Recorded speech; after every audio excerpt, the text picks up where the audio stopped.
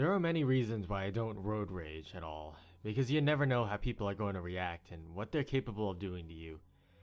This takes place in the large city I used to live in. I moved away from that place because people were nuts and it was a dangerous city. The third most dangerous city in the country, in fact. I was driving to my boyfriend's place during light evening traffic.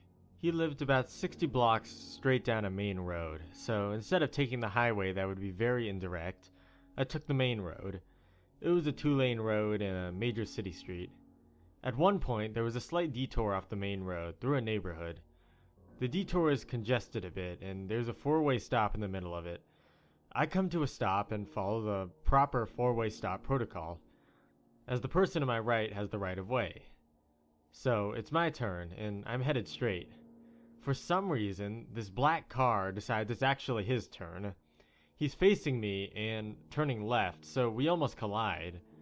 I honk and throw up my hands in a "what the hell" gesture. This infuriates the older man driving the black car. He turns around and gets right up on my ass, and as soon as he can, he passes me super fast, and then he blocks me. His door flies open, and I have no idea what he's going to do next. My first thought is that he might have a gun and start shooting. Not being one for confrontation, I throw my car in reverse, nearly hitting the person behind me. I do a 2-point turn and then head back the way I came. I took the first right that I could and proceed to go through the neighborhood deeper, but now he's following me. Every intersection I come to, he's there, being aggressive and trying to run me off the road. He knows this neighborhood well, it seems, so every attempt to lose him fails. He knew where I was going before I did. Okay, now I'm petrified, and this guy's a lunatic. I did the only thing I could think of next, and that was to dial 911. The only problem was, I didn't want to stop like the dispatcher suggested because, let's be real here, this man is chasing me and trying to ram my car off the road. He never actually did end up hitting me. He just swerved aggressively at me in an attempt to make me wreck my car. I was not going to stop and wait for police to arrive, and who knows what this guy is going to do if he catches up to me. So I kept driving with 911 on the phone, reading off street signs that I blew past in my twisty-turny attempt to shake this guy, finally realizing that I'm back on the main road I had originally turned off of. I remember that there is almost always a cop speeding trap just a few blocks ahead. I sped towards the area where they usually sit, praying that they would be there. And that's not a prayer I ever thought I'd say in my life. To my luck, they were there. I peeled into the parking lot with the man still in pursuit. The cop even saw his erratic driving as he followed me up to him. Shaking and crying, I tell the cop, "This man is chasing me. Please, please help me." The ordeal was finally over, or at least I felt safe. And this man got off with a warning, though. I was so angry and I asked to press charges, but the cop said he never hit me, so there were no charges to press. This man endangered my life on numerous occasions, and also the lives of everyone in the area that he chased me through, and all he got was a warning. I asked the cop why this guy was chasing me, and he said the man had the right of way and that he was sick of this detour through this normally quiet neighborhood, and no wonder he knew this area so well. So apparently that was grounds for trying to hit a 22-year-old girl. I explained to him the turn in question, and the cop agreed that I, indeed, had the right of way, and this man was completely incorrect about traffic laws for a 4-way stop. I was also glad that no one else was hurt, but I definitely think this guy got off easy. So asshole road rager, let's not meet again.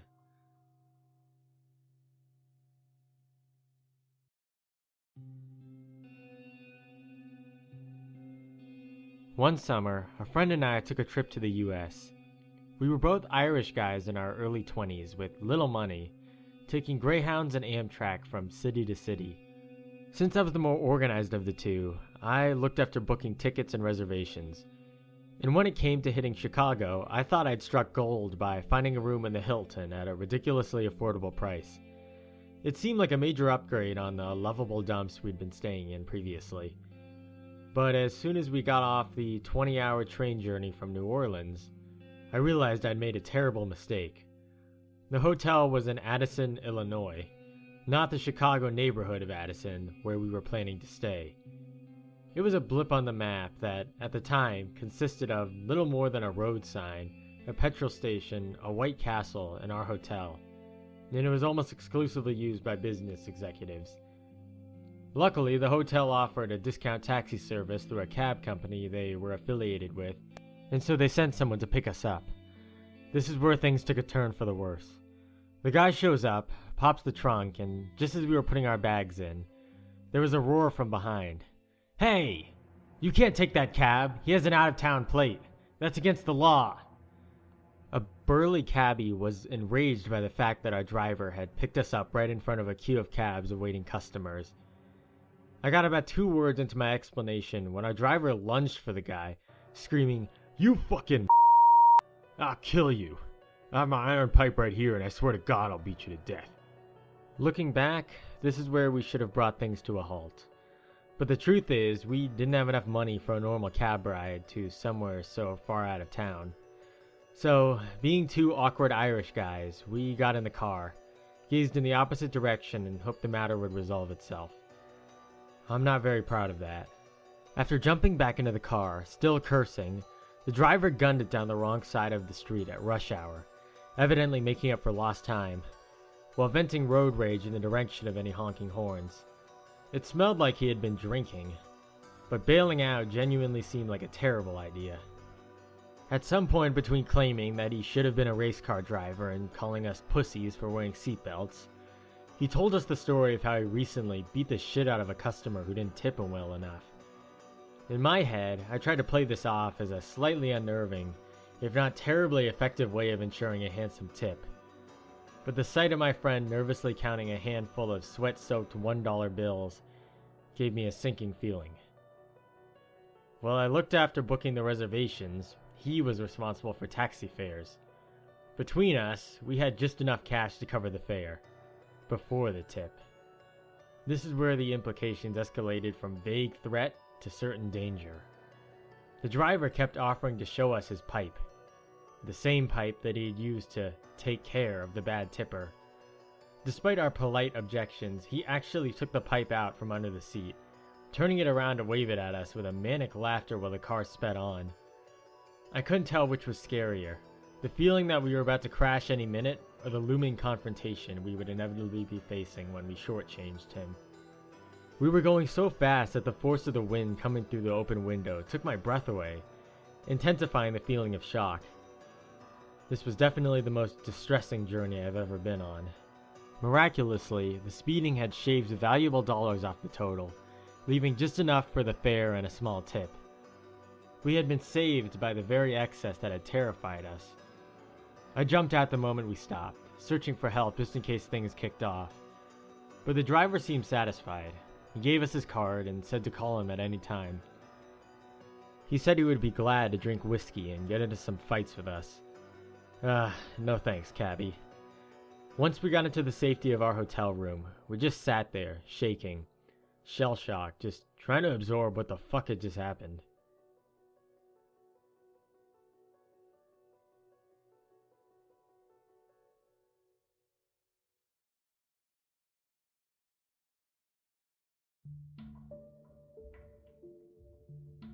Picture it.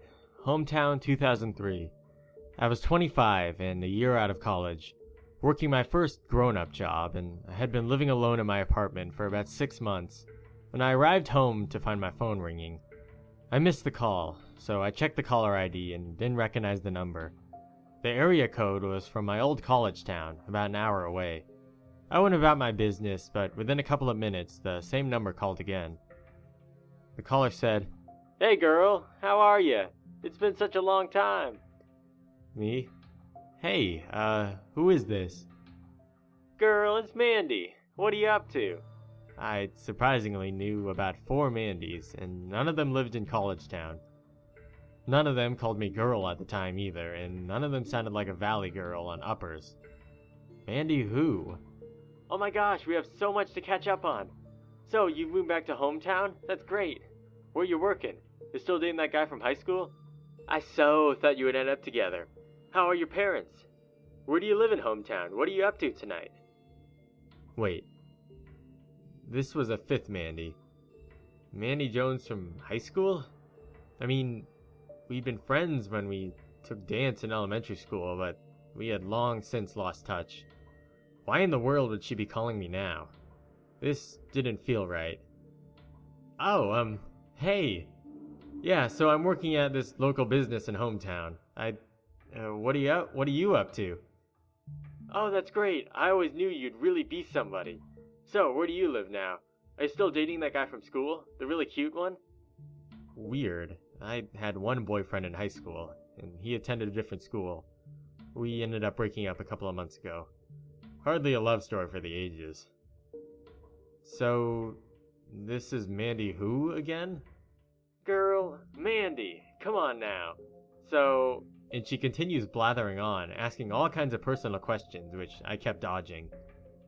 She kept wanting to know where I lived.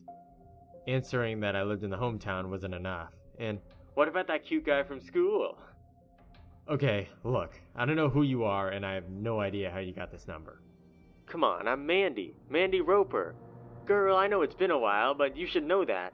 We played volleyball together. You wrote this number in your yearbook, and I just came across it and thought we should catch up. All these red flags were going off in my head. There are a few things you should know about Mandy Roper. One is that she sounds less like a chirpy valley girl and more like somebody who had started smoking a pack of cigarettes since age 4. While we did play volleyball and softball and all the other ball sports there were together, I guarantee that if you asked her, Mandy would tell you that we've played basketball together. Mostly because, number 3, basketball is the reason that Mandy Roper hated my guts. I was one of the handful of freshmen on the varsity team, and within 2 weeks of joining the team, I had made an enemy with one of the scariest bitches on the team. It's a very long, very silly teenage girl drama that isn't relevant to the rest of this tale. Just keep in mind that Mandy would rather have told me to go fuck myself with a rusty spork than have tea and chat. Anyway, number 4, I'd gotten that phone number when I moved into the apartment 6 months prior, so I couldn't have given it to her in high school. Also, I would have faked my own death before purposefully giving this crazy lady my number. So I told this quote-unquote Mandy Roper as much. You know, you don't sound like Mandy Roper. I couldn't have given you this number in high school because I've only had it for a couple of months. And Mandy Roper hates me. She's the last person that would ever give a crap about what I'm doing right now. Who is this really? Silence on the other end. Seriously, who are you? Whoever this was simply said, "Fuck you," and the phone went dead. Over the next week, or maybe 2, I had several hang-ups at my office, and a rose was left on my doorstep that my then boyfriend denied having left. I was literally clueless about stalking and harassment and whatnot, so I wasn't really sure what to do. After it seemed like the hang-ups weren't going to stop, I called a friend who still lived in College Town and asked her cop husband what to do. He took the number and looked it up for me. Then they called the house. The most he could figure out was that it was a little old lady who lived alone and seemed thoroughly confused by the whole story, and swore that no one else had used her phone. My dear old friend Mandy must have been close to this old lady, though, because all of it stopped after he had made that call. It wasn't until 2 years later that I realized why somebody chose to pretend to be Mandy Roper. We'd played volleyball together one single year, and it just so happened that we were seated next to each other in the team photo in the yearbook. We were both smiling in that picture, and we'd simply gotten used to ignoring each other by then. So, somebody must have gotten their hands on an 8-year-old yearbook from somebody I went to school with, looked me up, picked the person sitting beside me in a team photo, then called and harassed me for a couple of weeks. I sit here 14 years later, still unclear on who, what, when, where, and why, and most of all how any of this happened. But Mandy Roper? Let's not meet. So, to answer a few questions, I have no reason to think it was that cute boy from high school that was doing this. Because seriously, we'd broken up 7 years prior and had no contact after we graduated. I initially thought it was my college ex's ex-girlfriend Becky, who he dated before me, and she had always disliked me. She still lived in College Town, but I could never tie her to little old lady and the phone number in question. Also, the college ex swore Becky was way too timid to try something like that. She'd be more likely to cry and write volumes of poetry while listening to Jewel. I eventually, belated of course, realized that it had been a direct result of dating then boyfriend Joe Dirtbag, because I'm fairly certain he had a girl in every port, so to speak, and most of them were crazy as a cat in heat. The quote-unquote Mandy Roper faded into the ether. I do see the real Mandy Roper, though. We avoid one another in the grocery store. She still looks like she wants to hunt me down and stuff me into a locker.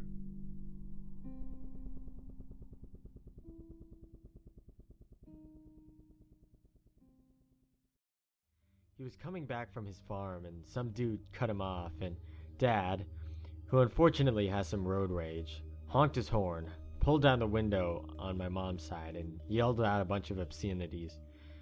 The dude in the other car lowered his window, pulled out a gun, and started shooting at my dad's car.